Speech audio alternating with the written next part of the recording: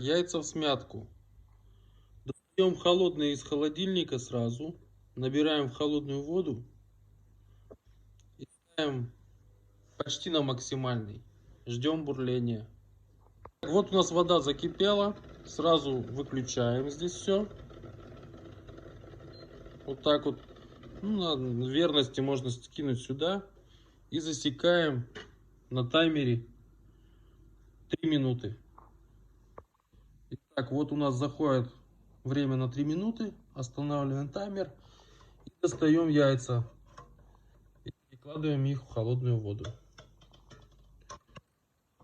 В холодной воде их оставляем на примерно 30-60 секунд. Вот. Итак, прошла у нас минута с момента, как мы переложили с горячей в холодную. В холодной воде они полежали. Теперь просто перекладываем на обычную посуду и подаем к столу.